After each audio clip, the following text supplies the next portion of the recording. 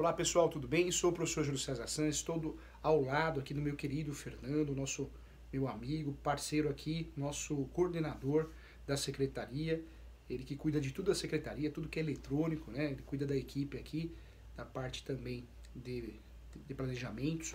Então estou do lado aqui no estúdio, esse estúdio é o estúdio da Escola Superior Universitária para gravar a pós-graduação. Então eu quero que você acompanhe essa aula, eu vou lá no meu cantinho gravar, no púlpito, e você acompanha aqui, vai escutando dentro do carro, vai escutando onde você puder, na caminhada, na corrida, para que você possa entender de fato sobre direito imobiliário, sobre direito civil na prática, tá bom? Um abraço, continue acompanhando.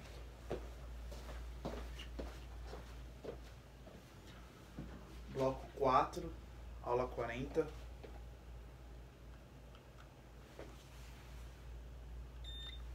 Gravando. Vamos lá, vamos dar continuidade à nossa pós-graduação em Direito Imobiliário, com muito amor e carinho, focada na prática, tá bom? Vamos lá, ainda trabalhando o tema advocacia extrajudicial, que é o tema da vez, né? É o tema da vez, muitos blogueiros, eu não sei se o termo é correto, é blogueiro, Fernando? É blogueiro, né? No passado tinha outro nome, agora é influencer, né? Não sei qual que é o correto agora. E muita gente fala sobre esse tema, cursos sobre esse tema. Na pós você não precisa fazer curso não, que já tem esse tema aqui. Sempre de forma didática, objetiva, nós não vamos nunca enfeitar o pavão. Porque essa não é a intenção de ficar enrolando, não, a intenção é ser objetivo e realista. Essa advocacia ela é muito bacana e muito importante. Quem não gosta de fórum, quem quer fugir do fórum, de audiência, quem quer fugir não só de fórum, mas departamentos públicos, é uma oportunidade de você aproveitar a profissão, de você aproveitar a sua carreira como advogado, como operador de direito, advogada, sem ter que pisar no fórum. Mas tem gente confundindo, achando que a advocacia extrajudicial eu não preciso estudar, eu não preciso me aprofundar a assuntos específicos. E não é isso. Na verdade, assim como acontece na contabilidade, na medicina, o direito nós vamos morrer estudando. Que Deus dê muita saúde para que possamos estudar. Saúde, condições financeiras, comprar livros, fazer curso de atualização, pós.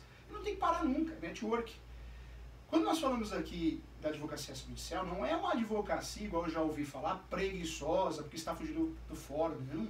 É uma advocacia rentável, é uma advocacia técnica e exige muito estudo. Porque você vai lidar com cartórios. Você está fugindo do fórum porque a lei, a legislação permite que você faça, no lugar da ação, uma escritura pública, talvez de inventário, talvez de divórcio, talvez de indicações do público, talvez de uso capião, talvez de inventariante. Você, através de uma escritura pública, você vai resolver a situação do seu cliente, dos seus clientes. E não precisa pisar no fórum. Então, é uma advocacia muito interessante. É uma advocacia rentável, porque ela é rápida, mas exige muito conhecimento. Porque além de estudar a matéria que você gosta, como direito de família, direito de sucessões, direito imobiliário, você vai sim ter que estudar direito registral. Você vai sim ter que entender direito notarial.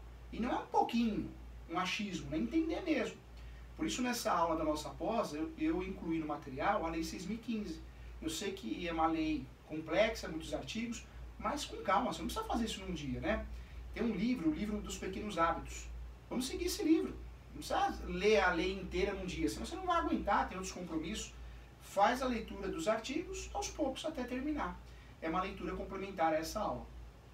Nós conversamos aqui que a advocacia extrajudicial é uma advocacia, então, que eu não costumo utilizar medidas judiciais.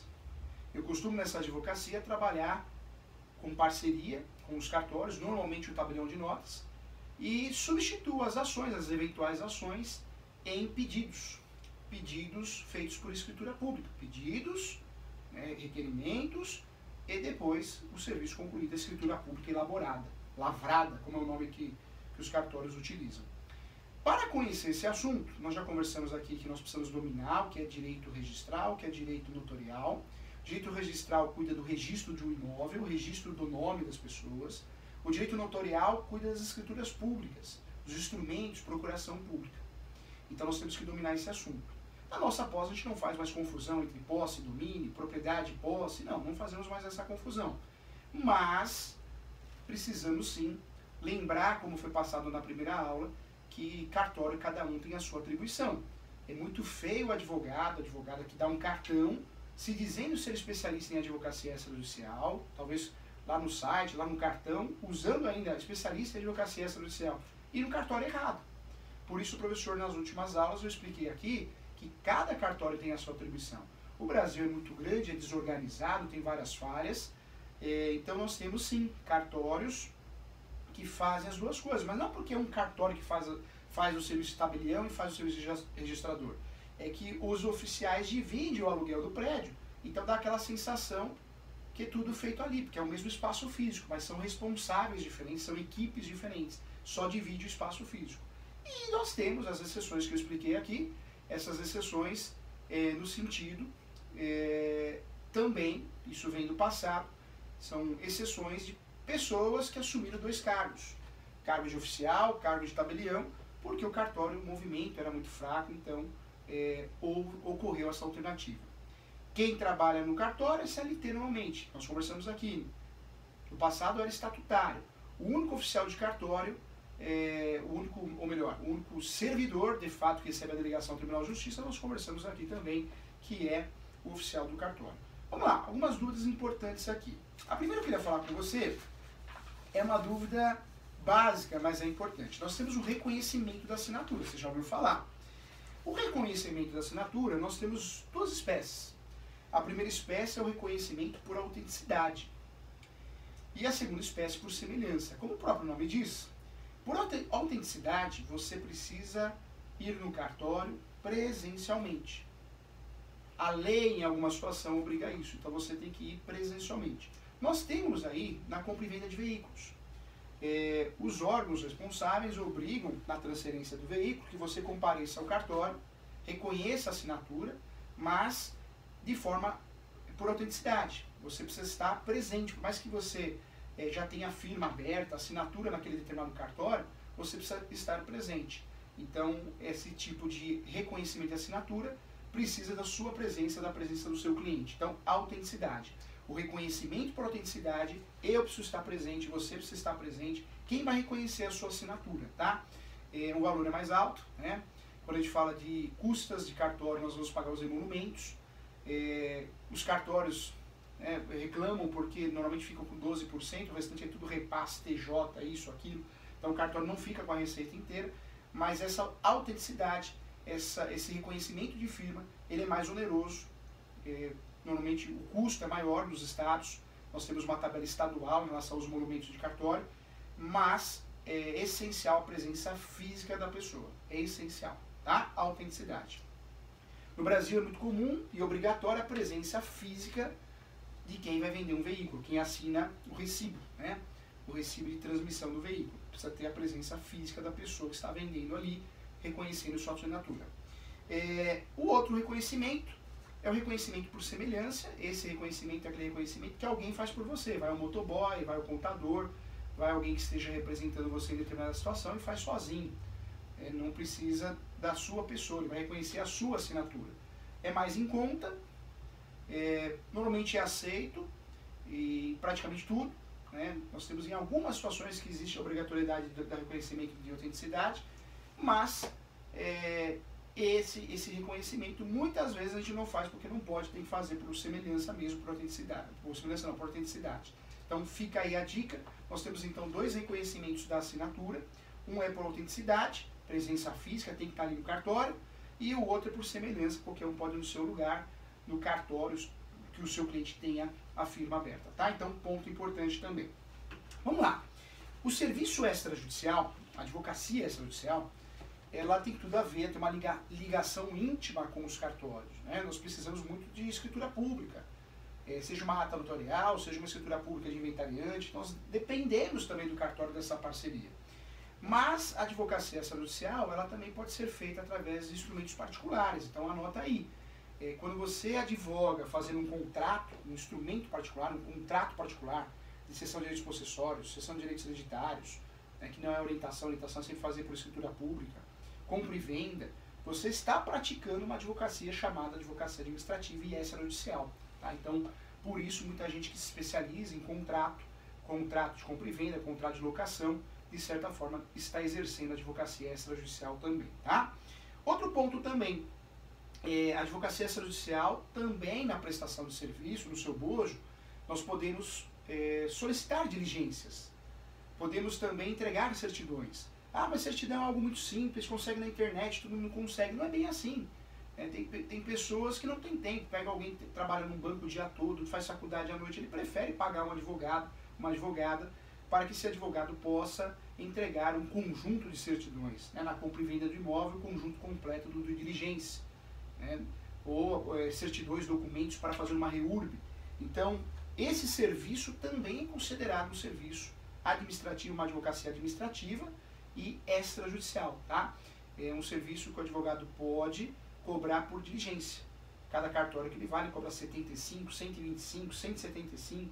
Então, é um serviço cobrado por diligência. Um salário mínimo mais os valores da certidão é o que a gente vê no mercado, é o que o escritório cobra. Lá o escritório cobra quando nós temos aí o pedido dessa prestação de serviço.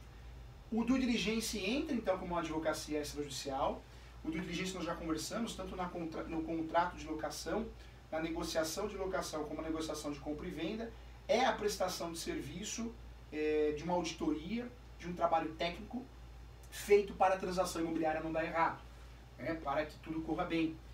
Nós já conversamos em certa oportunidade aqui que o due diligence é um conjunto de certidões e atos. O due diligence começa com a certidão de propriedade atualizada, tem que ter o corretor que faz o due diligence, o advogado, a advogada, a imobiliária. No mínimo que pode entregar ao comprador, para dar um pouquinho de segurança jurídica para ele, é o quê? De fato, de fato, nós estamos falando de uma situação onde a certidão de propriedade vai provar que quem está vendendo é o vendedor, é o proprietário. É o primeiro documento que nós temos que pensar. Depois nós vamos descobrir mais informações sobre o imóvel.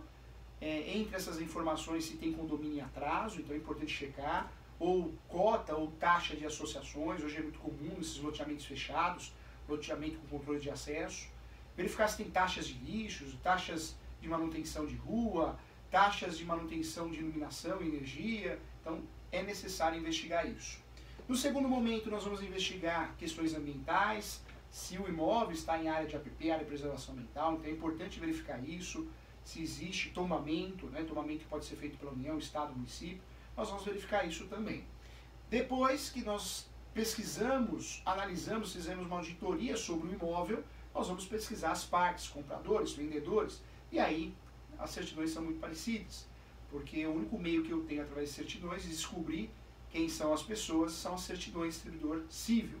Alguns chamam de distribuidor civil, alguns distribuidor civil ou distribuição civil, Essas certidões devem ser solicitadas para verificar se o comprador ou vendedor tem ações de cobrança, tem ações de execução no seu nome, monitória, quais ações existem, se é da esfera civil, se é da esfera federal. Então isso tem que ser feito, e nós já conversamos sobre isso também.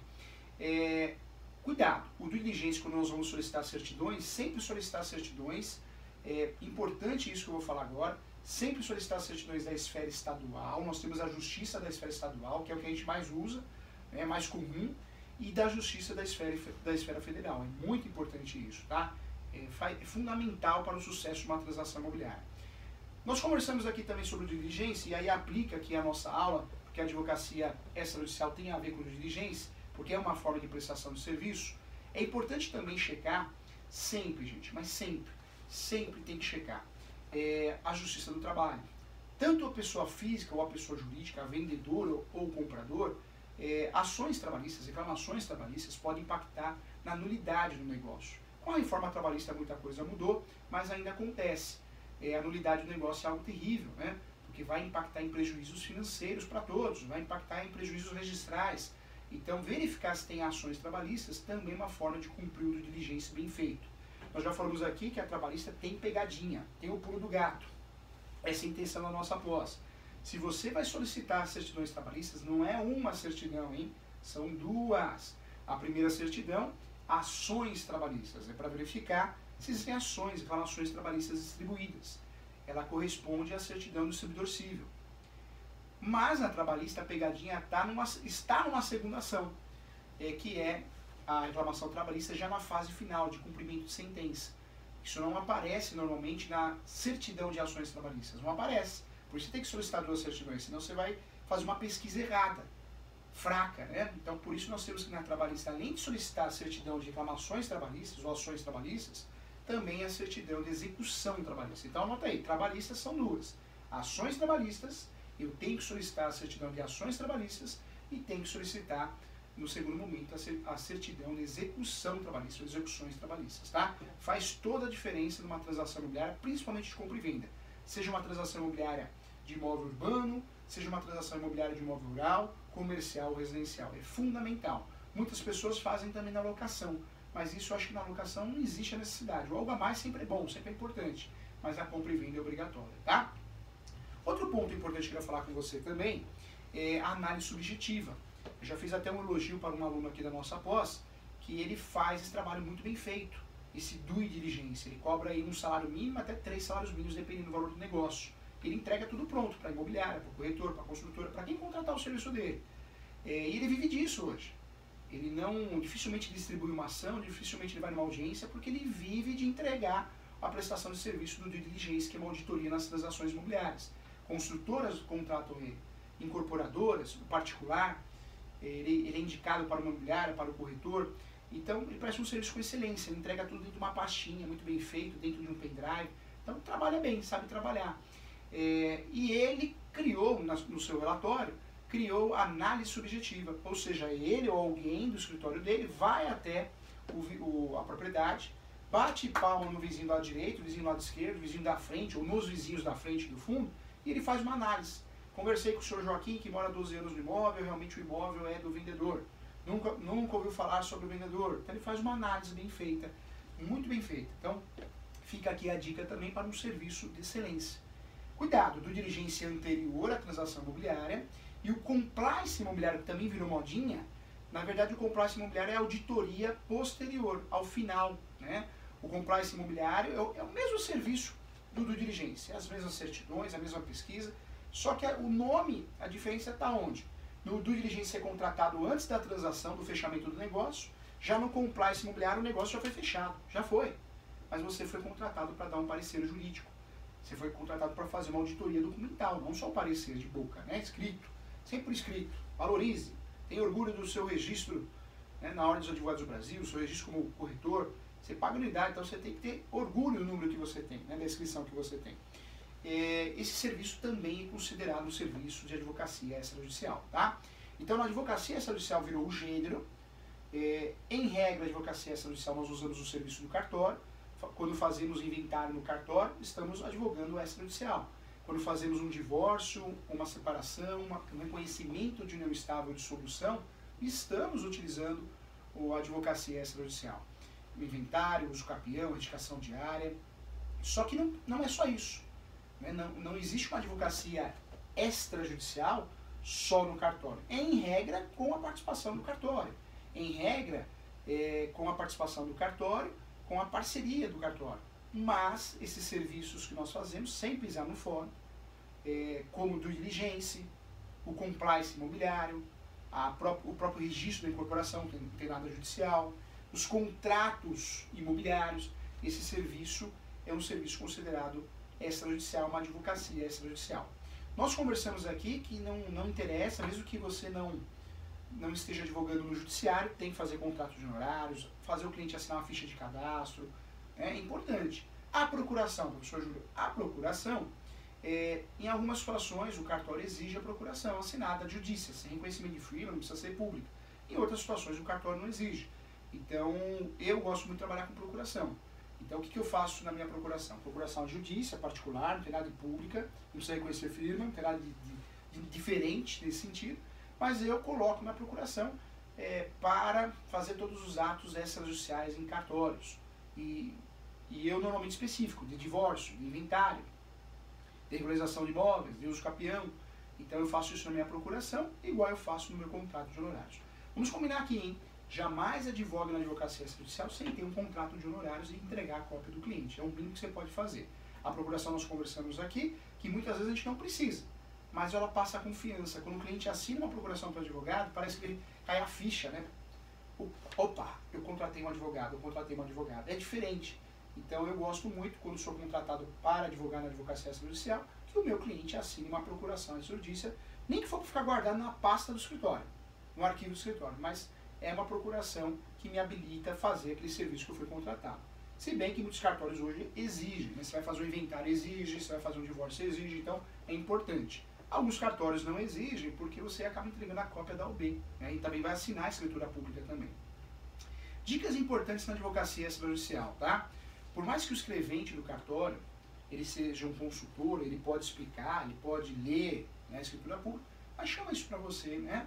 Chama isso para você. É importante que você leia a escritura pública. Você pode até falar para o escrevente, ó, pode deixar que eu leia a escritura pública, pode deixar que eu explique para o meu cliente.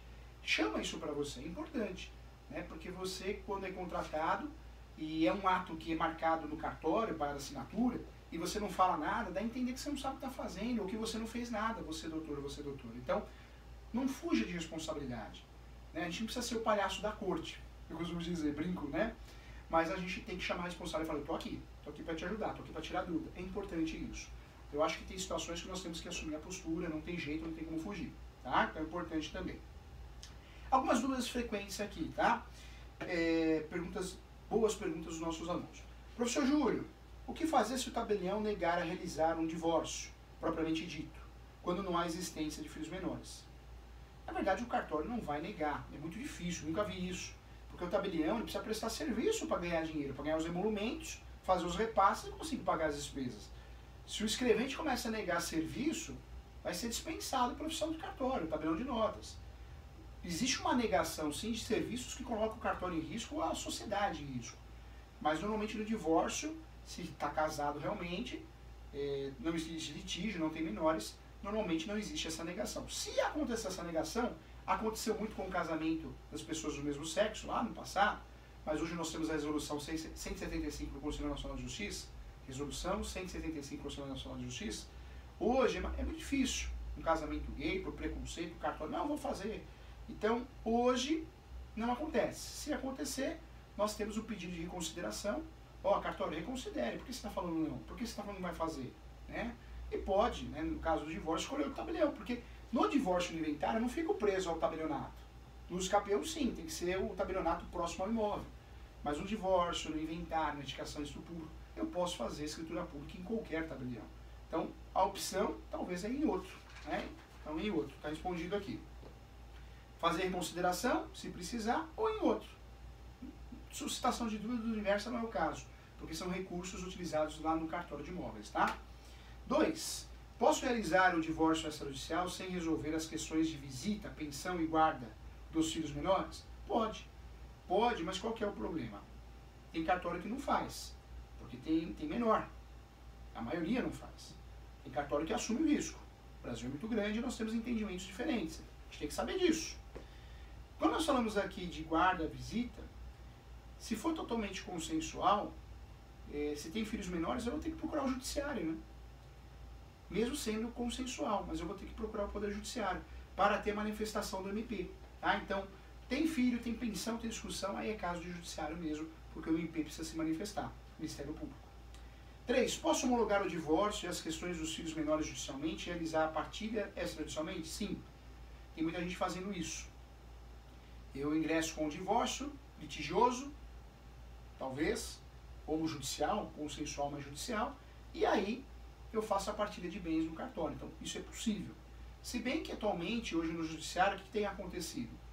Quando você pede a tutela antecipada do divórcio, o judiciário tem dado e continua a ação no que diz respeito à partilha de bens. Outro pulo do gato, outra dica importante, tá? Mas é possível sim. 4. Qual o valor do divórcio em cartório? É tabelado.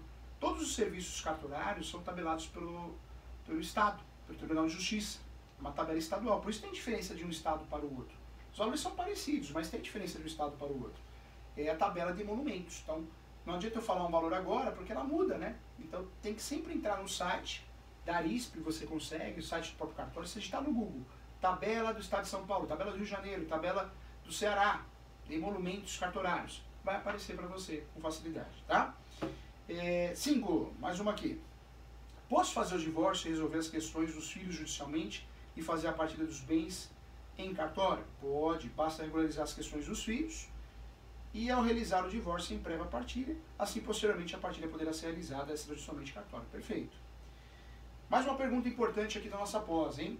Qual a vantagem de fazer divórcio judicial sem prévia partilha?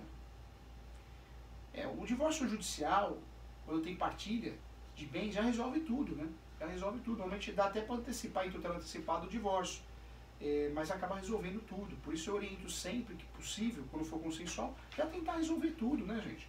Para que o nosso cliente já fique livre e resolva a situação. Ponto importante que eu quero falar com você, hein?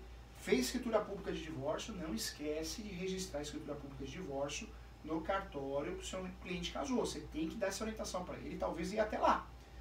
É muito comum no Brasil, o sujeito mora em outro estado, vem para São Paulo, exemplo. O cartório que casou outro estado. Então, essa escritura pública, ou a própria pessoa leva, hoje em dia pode mandar por correio, pode mandar, alguns cartórios aceitam até por e-mail, mas tem que resolver essa situação. A escritura pública de compra e venda, de divórcio, de inventário, de indicação de estudo público, de uso capião, por si só não resolve nada, hein? Eu preciso, para terminar o serviço, terminar a situação, resolver de fato, registrar. Registrar no cartório de imóveis. Registrar no cartório que eu casei, cartório de registro civil. Cuidado, tá bom? Tem advogado, tá aqui, ó, escritura pública ofereceu, não explica nada, gente. Depois de muitos anos aparece o coitado querendo casar, não pode casar porque ele consta como casado, não registrou a escritura pública, ou não registrou a decisão do judiciário. Orientação errada, erro de e-mail, hein? Vamos lá. Informações importantes. Situações que pode precisar de escritura pública. Então, a escritura pública ela é feita pelo tabelião. Tudo que é feito pelo tabelião de notas é público. É chamado de escritura pública, documento público. Tudo que é feito pelo particular, corretor, advogado, é instrumento particular. Um vale mais que o outro? Não. Não existe isso. Está errado falar assim, está errado pensar assim. O que nós temos que na escritura pública, nós temos uma autenticidade, uma segurança jurídica maior. Isso é comum, tá? Vamos lá, primeiro aqui. Quais são as situações que é necessário apresentar procuração pública? O primeiro, casamento. O casamento para casar, conforme o artigo 1542 do Código Civil Brasileiro, eu preciso de procuração pública. Se for casar sem a presença, né? Eu passo a procuração para alguém para que alguém me represente no casamento. Estranho, parece muito teórico, mas existe. Venda de imóveis também, tá? Para que eu possa vender o imóvel no nome de alguém, eu preciso ter uma procuração pública. Por isso eu falei aqui que muitas vezes a procuração pública resolve na compra e venda desses imóveis de CDHU, desses imóveis da Caixa, por mais que exista um contrato com uma cláusula que não permite vender, mas na prática acontece a escritura pública que ajuda. Quando eu vou fazer uma ação em nome de incapazes, eu estou falando em relação à idade, porque o incapaz, a procuração vai ser a judícia, se for para um advogado. O pai e a mãe vai assinar com ele ou assinar para ele, né? Dependendo da idade, 16 até os 18, assina com ele. Menos 16 assina para o filho e para a filha. Mas incapacidade, quando nós falamos de uma enfermidade, algo assim, existe a exigência, sim, portador de deficiência, de uma procuração pública, tá? Recebimento de benefícios previdenciários, previdência social, também procuração pública. Existe uma exigência, tem a procuração lá do site, né, da Previdência Social, mas isso é para prestar o serviço administrativo, mas no que diz respeito ao recebimento tem que ser procuração pública, tá? E a representação de analfabetos também, né, quando você assume uma demanda, uma pessoa que não consiga escrever, não tenha conhecimento, também uma saída utilizada é a procuração pública. Legal, né, gente? Estudamos aqui a advocacia extrajudicial, muito importante. Eu acho que, de fato, nós conseguimos compreender o que é, o que faz, quanto cobrar, como agir, né? Então, de fato, conseguimos sanar diversas dúvidas importantes aqui, provando que não é um bicho de sete cabeças, que não é um novo ramo, né? Eu não sei como conseguem cursos de 15 horas sobre advocacia, não existe isso, né? Na pós-graduação, o interessante é que a gente já trabalha esses assuntos de forma específica, exclusiva. Então, realmente eu vejo que enfeitou muito o pavão.